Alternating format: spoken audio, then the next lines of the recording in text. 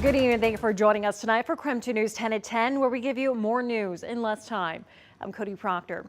Let's start off this hour tonight by taking a look at our forecast. Much cooler weather settling in tonight after last night's strong winds. Let's get to meteorologist Michelle Voss tonight. She's tracking how cool we're expecting to get and the chances potentially of some wet weather as well. Hey there, Michelle. Hey, yeah, definitely a difference from yesterday to today. Excuse me, we were near 80 degrees yesterday afternoon and high temperatures today only in the mid 60s. And so we are going to see a continuation of that cooler weather pattern. 53 right now in Spokane, 52 in Coeur d'Alene, but down to the 40s already in Deer Park and Sandpoint.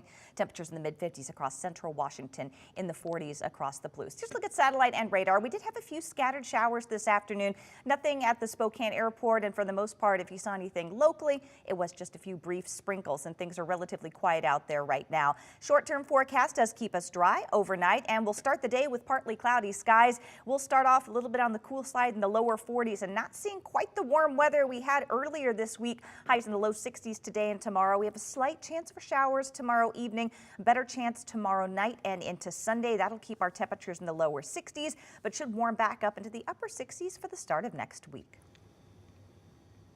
Michelle, thank you so much. New tonight, some downtown workers might be saying hallelujah soon, thanks to the upcoming reopening of the Post Street Bridge. Downtown Spokane has a lot of bridges, but soon one of them's opening back up to the public. Built in 1917, the Post Street Bridge has been under construction since 2020. It's been a long 4 years. You know, a couple of those years of construction was during COVID, so that was a little bit of a challenge. But in just a few short weeks, these fences blocking off the bridge will come down. According to Spokane Public Works Communication Manager Kirsten Davis, the bridge will feature a northbound lane to connect Post Street with Lincoln, as well as pedestrian and bike lanes.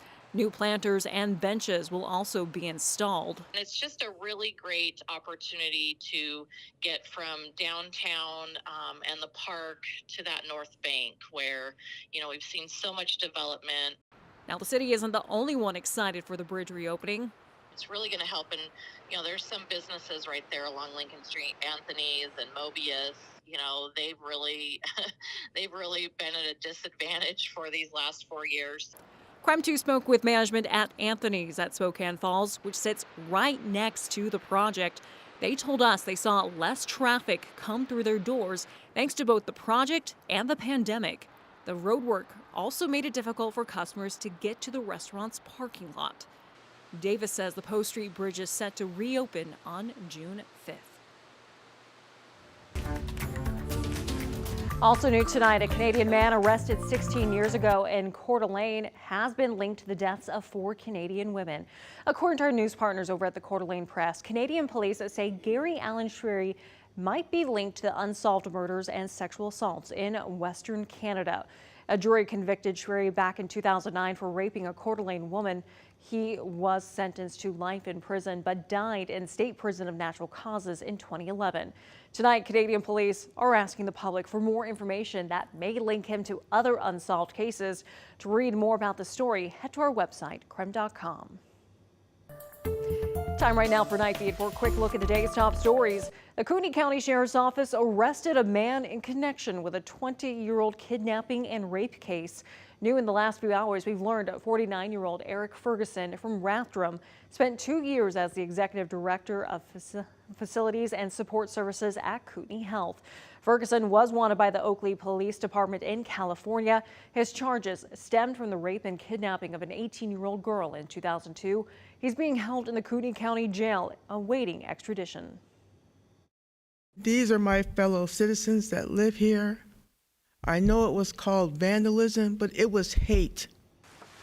Spokane City and community leaders came together to support the LGBTQ community one day after someone set fire to the Pride crosswalk in downtown. Now the city's asking anyone with information on who did the crime to call Crime Check. They also wanted to make sure Spokane knows this is not okay, but community leaders remain hopeful. The community supports creating a space in Spokane where everyone feels like they belong here. Councilmember Zach Sapone says he's working with the Attorney General's office to set up a hate crimes hotline, and Council President Betsy Wilkerson is working with Spokane Police to add more monitoring and cameras to the area. Big changes are coming to Kellogg schools next year. The Kellogg School Board voted unanimously to adopt a pilot 4-day schedule for the 2024-25 school year. According to the Coeur d'Alene Press, Kellogg now joins 97 other districts in Idaho that made the change from the traditional 5-day week, including Post Falls. In the new plan, teachers will have 2 Fridays a month where they must participate in meetings and trainings. Right now, school district staff operate on contracts of 190 days. Under the new schedule, they would be under contract for 179 days with no changes to their salary or benefits. And that was your Night Beat. To learn more about any of these stories, just head to our website, KREM.com. Court was not in session today in the triple murder trial against Chad Daybell. He's the Idaho man accused of murder and conspiracy in the deaths of his late wife, Tammy Daybell, and his current wife's 2 children, JJ and Tylee. The prosecution rested its case yesterday afternoon, 6 weeks after the trial started. The judge gave the jury the day off as the defense will begin calling its witnesses on Monday. Now, if convicted, Daybell could face the death penalty.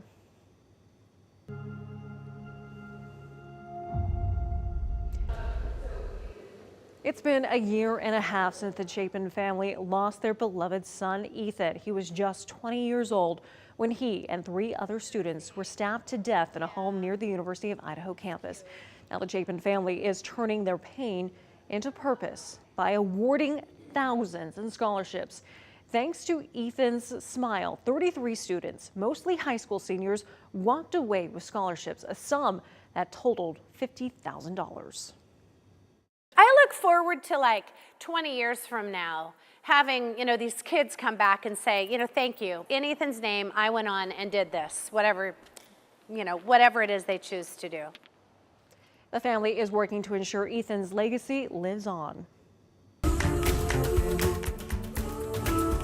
Well, residents at some of Catholic Charities apartments are still waiting to hear tonight if they can get help with upcoming rent increases. Yesterday, we told you how 20 families who live at Cathedral Plaza are facing a rent increase, some of them seeing their rents close to doubling.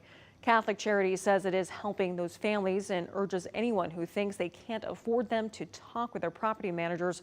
Renters should get answers by June 15th before the July 1st rent increases.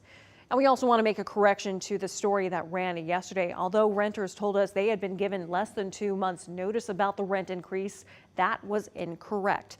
Catholic Charities is required by law to send out increase notices more than 2 months in advance, and those did, in fact, go out at the end of April. And some national headlines tonight. Scotty Sheffer, the professional golfer and current Masters champion, was arrested this morning after police say he drove around the scene of a fatal pedestrian accident. That incident occurred as Sheffer was heading to the golf course for the PGA Championship. The world's #1 ranked golfer was booked on 4 charges, including second-degree assault of an officer.